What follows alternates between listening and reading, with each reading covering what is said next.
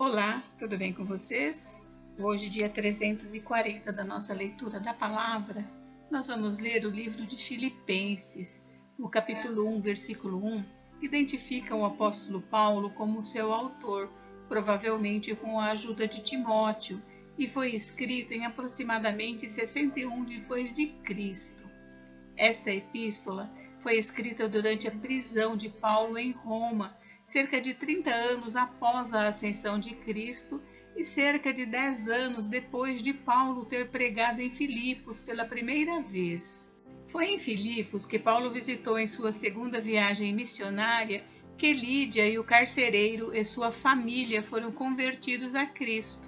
Agora, alguns anos mais tarde, a igreja estava bem estabelecida, como podemos deduzir pelo seu tratamento inicial, no qual diz bispos e diáconos. O motivo para a epístola foi reconhecer uma oferta monetária procedente da igreja em Filipos e, assim como em muitas de suas cartas, Paulo advertiu os novos crentes na igreja para terem cuidado com a tendência ao legalismo que continuamente aparecia nas igrejas primitivas, devido ao esforço constante por parte dos judeus de retornar ao ensino da salvação pelas obras. Paulo reiterou que a salvação é somente pela fé em Cristo, explicando que aqueles que foram lavados pelo sangue do Cordeiro não mais precisavam realizar o ritual que simbolizava a necessidade de um coração puro. De dentro da prisão, Paulo também exorta os filipenses a seguirem o seu exemplo e anunciar a palavra com maior determinação e destemor, a perseverar em face de perseguição, a permanecer firmes no mesmo espírito, combatendo juntamente com o mesmo ânimo pela fé do Evangelho. Uma outra aplicação de Filipenses é a necessidade dos cristãos de permanecerem unidos em humildade. Estamos unidos com Cristo e temos que nos esforçar para estar unidos uns com os outros da mesma maneira. Haveria muito menos conflito nas igrejas, inclusive hoje, se todos seguíssemos os conselhos de Paulo. Outra aplicação de Filipenses é a do gozo e alegria encontrados ao longo de sua carta. Paulo era um prisioneiro de Nero, mas a epístola transborda com mensagens de triunfo. Ele se alegra que Cristo está sendo proclamado em sua perseguição, exorta os outros a se alegrarem no Senhor e refere-se aos cristãos de Filipos como a sua alegria e coroa. Em Filipenses 4, ele resume essa exortação aos crentes: alegrem-se sempre no Senhor. Novamente direi, alegrem-se. Como crentes, podemos nos alegrar e experimentar da paz de Deus quando lançamos todos os nossos cuidados sobre Ele. Olhe que coisa mais linda o versículo 6 do capítulo 4. Não andem ansiosos por coisa alguma, mas em tudo, pela oração e súplicas e com ação de graças, apresentem seus pedidos a Deus. A alegria de Paulo, apesar da perseguição e prisão, brilha através desta carta e temos a promessa da mesma alegria quando focalizamos nossos pensamentos no Senhor. Bem, esse livro tem apenas 4 capítulos. Vamos à leitura, então? Capítulo 1. Prefácio e saudação. Paulo e Timóteo, servos de Cristo Jesus, a todos os santos em Cristo Jesus, inclusive bispos e diáconos que vivem em Filipos. Que a graça e a paz de Deus, nosso Pai, e do Senhor Jesus Cristo estejam com vocês. Oração de Paulo pelos filipenses. Dou graças ao meu Deus por tudo que lembro de vocês, fazendo sempre com alegria súplicas por todos vocês em todas as minhas orações. Dou graças pela maneira como vocês têm participado na proclamação do Evangelho desde o primeiro dia até agora. Estou certo de que aquele que começou boa obra em vocês há de completá-la até o dia de Cristo Jesus. Aliás, é justo que eu assim pense de todos vocês, porque os trago no coração, seja nas minhas algemas, seja na defesa e confirmação do Evangelho, pois todos vocês são participantes da graça comigo. Pois Deus é testemunha da saudade que tenho de todos vocês no profundo afeto de Cristo Jesus. Eu também faço esta oração, que o amor de vocês aumente mais e mais em conhecimento e toda a percepção, para que vocês aprovem as coisas excelentes e sejam sinceros e inculpáveis para o dia de Cristo, cheios do fruto de justiça que vem por meio de Jesus Cristo, para a glória e louvor de Deus. A situação do apóstolo e o progresso do Evangelho. Quero ainda, irmãos, que saibam que as coisas que me aconteceram têm até contribuído para o progresso do Evangelho, de maneira que toda a guarda pretoriana e todos os demais sabem que estou preso por causa de Cristo, e os irmãos, em sua maioria, estimulados no Senhor por minhas algemas, ousam falar a palavra com mais coragem. É verdade que alguns proclamam Cristo por inveja e rivalidade, mas outros o fazem de boa vontade. Estes fazem por amor, sabendo que estou incumbido da defesa do Evangelho. Aqueles, porém, pregam Cristo por interesse pessoal, não de forma sincera, pensando que assim podem aumentar meu sofrimento na prisão. Mas que importa, uma vez que de uma forma ou de outra Cristo está sendo pregado, seja com fingimento, seja com sinceridade, também com isto me alegro. Sim, sempre me alegrarei, porque estou certo de que pela súplica de vocês e com a ajuda do Espírito de Jesus Cristo, isso resultará em minha libertação. Minha ardente expectativa e esperança é que em nada serei envergonhado, mas que com toda ousadia, como sempre, também agora, Cristo está engrandecido no meu corpo, quer pela vida, quer pela morte. Porque para mim o viver é Cristo e o morrer é lucro. Entretanto, se eu continuar vivendo, poderei ainda fazer algum trabalho frutífero. Assim, não sei o que devo escolher. Estou cercado pelos dois lados, tendo o desejo de partir e estar com Cristo, o que é incomparavelmente melhor. Mas por causa de vocês, é mais necessário que eu continue a viver. E convencido disto, estou certo de que ficarei e permanecerei com todos vocês, para que progridam e tenham alegria na fé. Deste modo, vocês terão mais motivo para se gloriarem em Cristo Jesus por minha causa, pela minha presença de novo no meio de vocês. A unidade cristã na luta. Acima de tudo, vivam de modo digno do Evangelho de Cristo, para que ou indo até aí para vê-los, ou estando ausente, eu ouça a respeito de vocês que estão firmes em um só espírito, como uma só alma, lutando juntos pela fé do Evangelho, e que em nada se sentem intimidados pelos adversários, pois o que para eles é prova evidente de perdição, para vocês é sinal de salvação, e isto da parte de Deus, porque vocês receberam a graça de sofrer por Cristo, e não somente de crer nele, pois vocês têm o mesmo combate que viram em mim, e que agora estão ouvindo que continuo a ter. Capítulo 2. Exortação ao amor fraternal e à humildade. Portanto, se existe alguma exortação em Cristo, alguma consolação de amor, alguma comunhão do Espírito, se há profundo afeto e sentimento de compaixão, então completem a minha alegria, tendo o mesmo modo de pensar, tendo o mesmo amor e sendo unidos de alma e mente. Não façam nada por interesse pessoal ou vaidade, mas por humildade, cada um considerando os outros superiores a si mesmo, não tendo em vista somente os seus próprios interesses, mas também os dos outros. O exemplo de Cristo na humilhação. Tenham entre vocês o mesmo modo de pensar de Cristo Jesus, que mesmo existindo na forma de Deus, não considerou o ser igual a Deus algo que deveria ser retido a qualquer custo. Pelo contrário, ele se esvaziou, assumindo a forma de servo, tornando-se semelhante aos seres humanos, e reconhecido em figura humana, ele se humilhou, tornando-se obediente até a morte e morte de cruz. Por isso também Deus o exaltou sobremaneira, e lhe deu o nome que está acima de todo nome, para que ao nome de Jesus se dobre todo o joelho, nos céus, na terra e debaixo da terra, e toda a língua confesse que Jesus Cristo é Senhor, para a glória de Deus Pai. O desenvolvimento da salvação. Assim, meus amados, como vocês sempre obedeceram, não só na minha presença, porém muito mais agora na minha ausência, desenvolvam a sua salvação com temor e tremor, porque Deus é quem efetua em vocês tanto o querer como o realizar, segundo a sua boa vontade.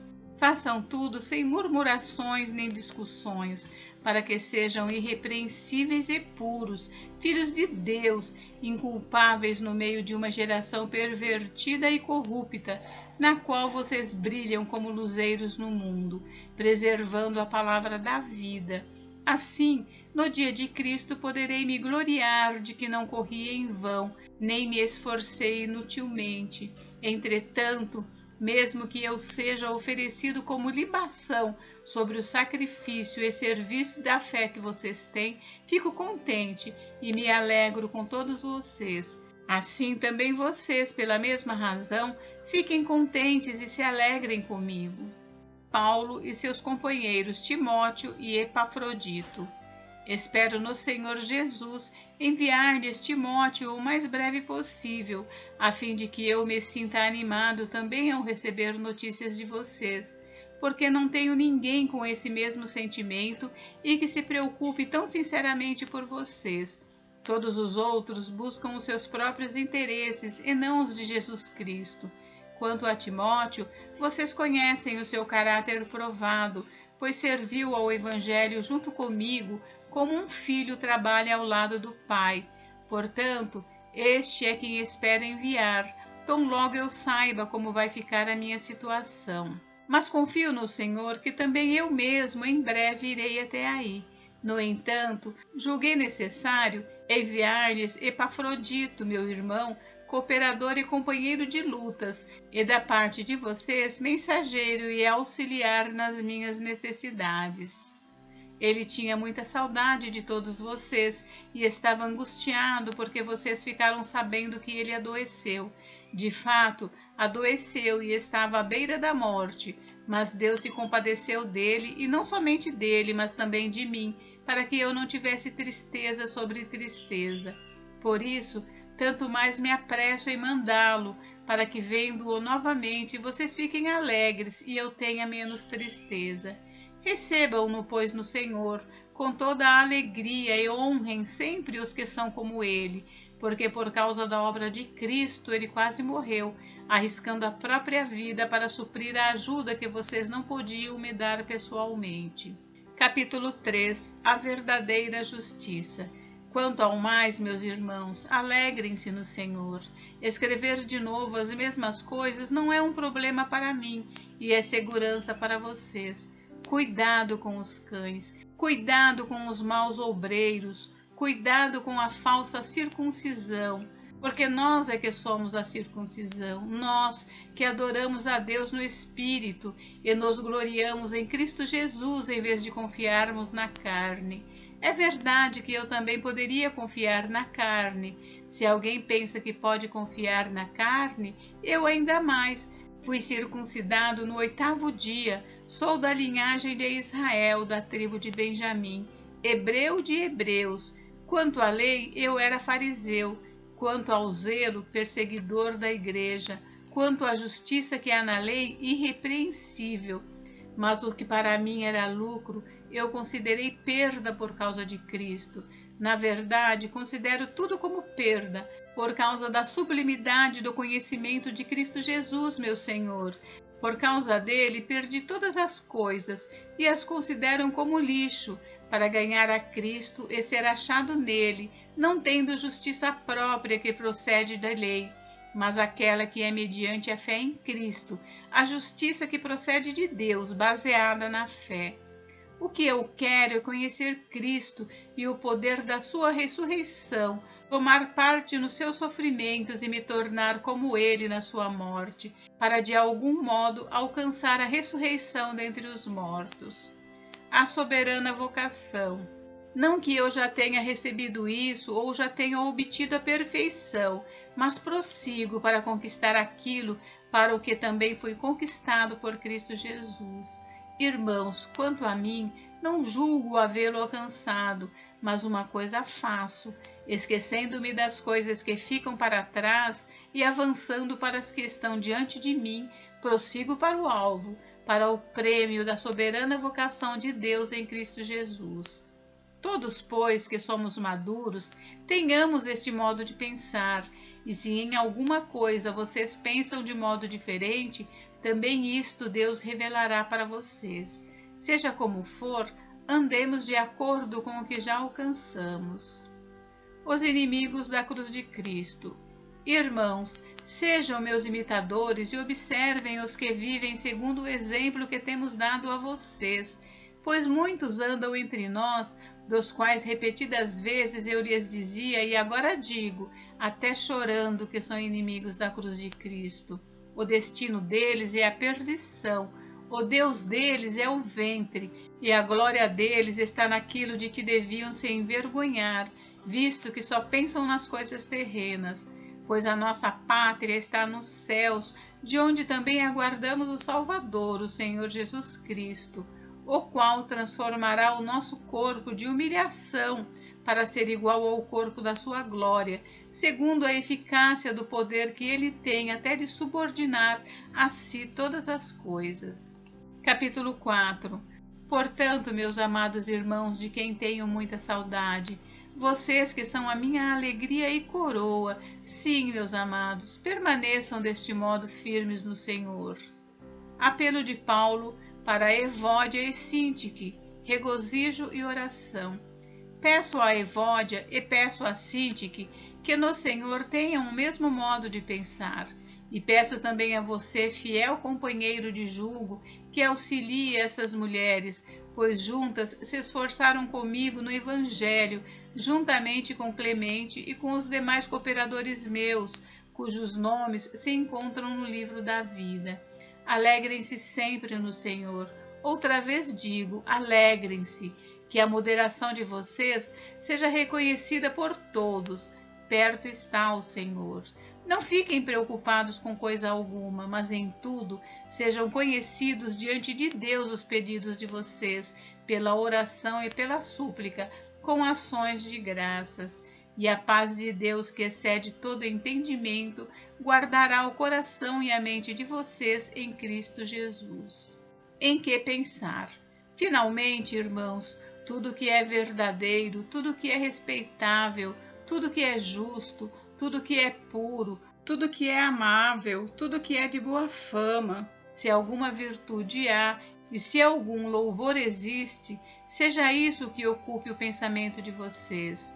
O que também aprenderam, receberam e ouviram de mim, e o que viram em mim, isso ponham em prática, e o Deus da paz estará com vocês. Paulo agradece aos filipenses. Fiquei muito alegre no Senhor, porque agora, uma vez mais, renasceu o cuidado que vocês têm por mim. Na verdade, vocês já tinham esse cuidado antes, só que lhes faltava oportunidade. Digo isto não porque esteja necessitado, porque aprendi a viver contente em toda e qualquer situação. Sei o que é passar necessidade e sei também o que é ter em abundância. Aprendi o segredo de toda e qualquer circunstância, tanto de estar alimentado como de ter fome, tanto de ter em abundância como de passar necessidade. Tudo posso naquele que me fortalece. No entanto, vocês fizeram bem associando-se comigo nas aflições. E como vocês, filipenses, sabem muito bem, no início da pregação do Evangelho, quando parti da Macedônia, nenhuma igreja se associou comigo nessa questão de dar e receber, exceto vocês somente. Porque até quando eu estava em Tessalônica, por mais de uma vez vocês mandaram o bastante para as minhas necessidades. Não que eu esteja pedindo ajuda, pois o que realmente me interessa é o fruto que aumente o crédito na conta de vocês. Recebi tudo e tenho até de sobra. Estou suprido desde que Epafrodito me entregou o que vocês me mandaram, que é uma oferta de aroma agradável, um sacrifício que Deus aceita e que lhe agrada. E o meu Deus, segundo a sua riqueza em glória, há de suprir em Cristo Jesus tudo aquilo de que vocês precisam. A nosso Deus e Pai seja a glória para todos sempre. Amém. Saudações. Saúdem cada um dos santos em Cristo Jesus. Os irmãos que estão comigo mandam saudações. Todos os santos mandam saudações, especialmente os da casa de César. Bênção. A graça do Senhor Jesus Cristo esteja com o espírito de vocês. Gente, encerramos a leitura de Filipenses e amanhã leremos Colossenses. Fiquem com Deus, Deus abençoe vocês. Até amanhã.